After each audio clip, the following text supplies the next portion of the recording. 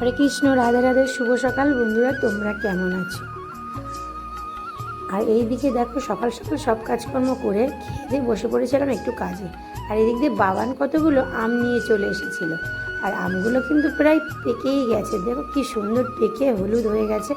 আর এই পাকা, তোমরা তো সবাই কাঁচা আম মাখা খেয়েছো, তোমরা তো কেউ পাকা আম মাখা খাওনি। একবার কিন্তু ট্রাই করে দেখতে পারো, দারুণ লাগে।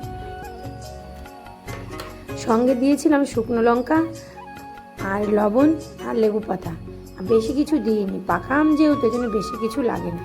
যাই হোক, আমরা আম মাখা খেয়ে, মা ছেলে আম মাখা খেয়ে মজা নিয়ে চলে গেলাম ছাদে।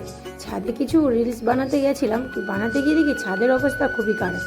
যেহেতু দুদিন বাড়িতে ছিলাম না, তাই ছাদের অবস্থাই। তারপরে আবার জাম গাছ আছে ছাদের উপরে, সেই জাম পড়ে ছাদের অবস্থা খুবই খারাপ হয়ে গেছে বন্ধুরা। যাই হোক, কাজকর্ম সেরে চলে এসেছিলাম নিচে।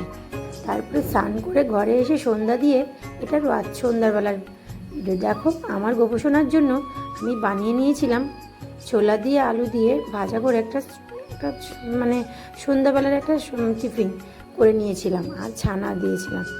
আমি সব কাজকর্ম সেরে এইদিকে দেখো, আমার গোপোষণার বিষয়টা কিন্তু প্রায় রেডি হয়ে গেছে। আমার গোপোষণাকে একটা সেবা দেবো, আর আমরাও প্রসাদ পাবো। আর আমার ভিডিওটি কেমন লাগে অবশ্যই তোমরা কমেন্টে জানাবে। তোমাদের যদি ভিডিওটি ভালো লেগে থাকে তাহলে চ্যানেলটিকে কিন্তু সাবস্ক্রাইব করতে ভুলবে না।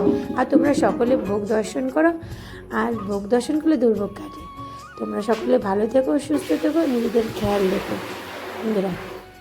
আর আমি প্রসাদ পাচ্ছি, তোমাদের যদি আমাদের বাড়ি প্রসাদ পেতে ইচ্ছা হয় তোমাদের, তাহলে আমাদের বাড়ি চলে আসতে পারো। কিন্তু তোমরা তো সকলে ভালো থেকো, সুস্থ থেকো, নিজেদের খেয়াল রেখো।